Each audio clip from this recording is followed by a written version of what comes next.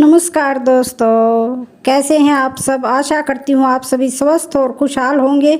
आप सभी का हमारे बुलेट स्टोरी चैनल में हार्दिक स्वागत है। आज मैं आप सबको मार्गशीर्ष माह में सुनी जाने वाली उत्पन्ना एकादशी की कथा सुनाऊंगी।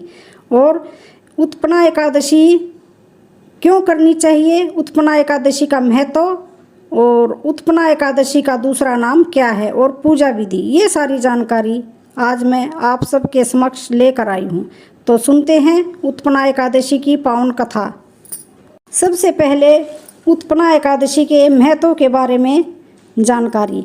मार्गशीर्ष माह के कृष्ण पक्ष की एकादशी को उत्पन्ना एकादशी कहा जाता है। जो भी व्यक्ति भक्ति भाव और सच्ची श्रद्धा के साथ उत्पन्ना एकादशी का व्रत रखता है उसे अश्वमेध यज्ञ करने के समान फल प्राप्त होता है।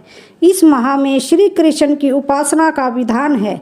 वहीं एकादशी भगवान विष्णु को समर्पित है। इस व्रत को रखने से मनुष्य के पूर्व जन्म और वर्तमान दोनों जन्मों के पाप नष्ट हो जाते हैं। हर महीने 2 एकादशी आती हैं और हर एकादशी का अपना महत्व है। मार्गशीर्ष महीने के कृष्ण पक्ष की एकादशी को उत्पन्न एकादशी कहा जाता है। पुरानी मान्यताओं के अनुसार इस दिन एकादशी माता का जन्म हुआ था, इसलिए इसे उत्पन्ना एकादशी कहा जाता है। उत्पन्ना एकादशी व्रत रखने से जीवन में सुख शांति व समृद्धि आती है। पौराणिक कथाओं के अनुसार इस दिन माता एकादशी ने मूर नामक राक्षस का अंत किया था। एकादशी माता भगवान विष्णु का ही स्वरूप मानी जाती है। एकादशी व्रत रखने वाले व्यक्ति को एक दिन पूर्व यानी दशमी की रात्रि में भोजन नहीं करना चाहिए। एकादशी का व्रत रखें और अगले दिन द्वादशी को पारण करना चाहिए। किसी जरूरतमंद व्यक्ति या ब्राह्मण को भोजन व दान दक्षिणा देना चाहिए। इसके बाद स्वयं भोजन करके व्रत खोलना चाहिए। प्रत्येक वर्ष 24 एकादशियाँ होती हैं। जब अधिक मास या मलमास आता है तब इनकी संख्या बढ़कर 26 हो जाती है। मार्गशीर्ष मास के कृष्ण पक्ष की एकादशी को उत्पन्ना एकादशी कहा जाता है। यदि आप भी विष्णु भगवान के उपासक हैं और आपको एकादशी व्रत शुरू करना है तो आप उत्पन्ना एकादशी के दिन से शुरू कर सकते हैं।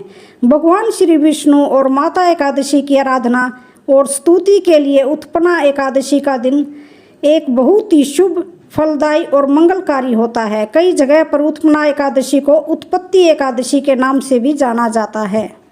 पूजा विधि। एकादशी के दिन सुबह जल्दी उठकर स्नान आदि से निवृत्त हो जाएं। घर के मंदिर में दिया जलाएं। भगवान विष्णु का गंगा जल से अभिषेक करें। भगवान विष्णु को पुष्प, जल, धूप, दीप ने अक्षत से पूजन करना चाहिए। इस व्रत में केवल फलों का ही भोग लगाया जाता है। इस व्रत में दान करने से कई लाख गुना फल की प्राप्ति होती है। अगर संभव हो सके तो इस दिन व्रत भी रखें। भगवान की आरती करें, भगवान को भोग लगाएं। भगवान विष्णु के भोग में तुलसी को जरूर शामिल करें। इस पावन दिन भगवान विष्णु के साथ ही माता लक्ष्मी की भी पूजा करें। इस दिन भगवान विष्णु का अधिक से अधिक ध्यान करें। उत्पन्ना एकादशी की कथा।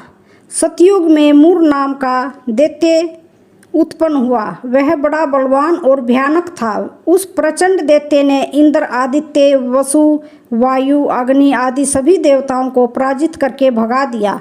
तब इंद्र सहित सभी देवताओं ने भयभीत होकर भगवान शिव से सारा वृतांत कहा और बोले, हे कैलाशपति, मूर दैत्य से भयभीत होकर सब देवता मृत्युलोक में फिर रहे हैं।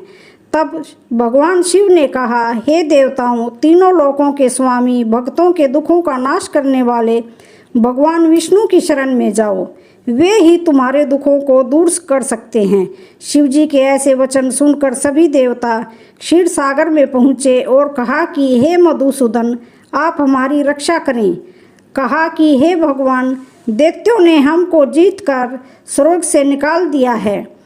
आप उन दैत्यों से हम सब की रक्षा करें। इंद्र के ऐसे वचन सुनकर भगवान विष्णु कहने लगे कि हे इंद्र, ऐसा मायावी दैत्य कौन है जिसने सब देवताओं को जीत लिया है? उसका नाम क्या है? उसमें कितना बल है और किसके आश्रय में है तथा उसका स्थान कहाँ है? यह सब मुझे बताओ। यह सुनकर इंद्र बोले, भगवान, प्राचीन समय में एक नाड़ी जंग नामक राक्षस था। उसके महापराक्रमी और लोक विख्यात मुर नाम का एक पुत्र हुआ। उसकी चंद्रावती नाम की नगरी है। उसी ने सब देवताओं को स्वर्ग से निकालकर वहां अपना अधिकार जमा लिया है। उसने इंद्र, अग्नि, वरुण, यम, वायु, ईश, चंद्रमा आदि सब के स्थान पर अधिकार कर लिया है।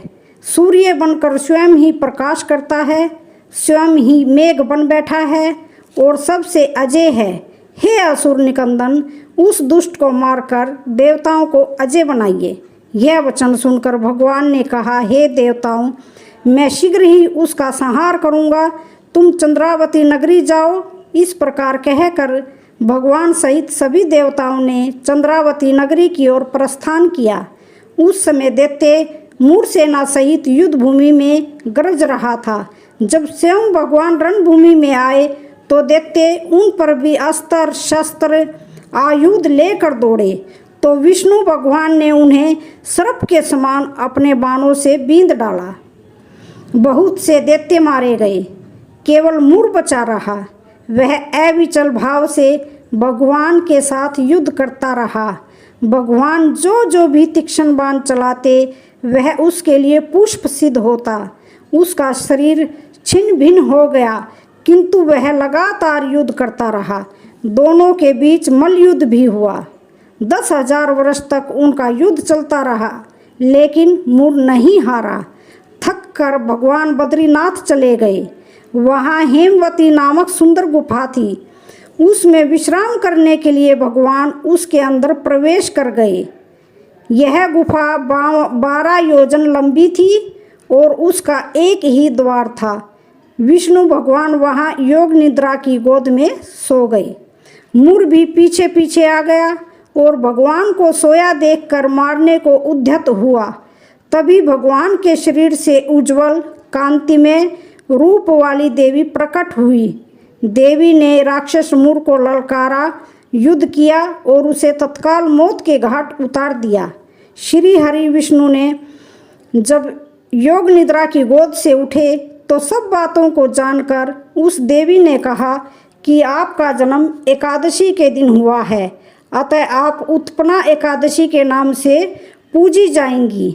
आपके भगत वही होंगे जो मेरे भगत हैं। बोलो एकादशी माता की जय।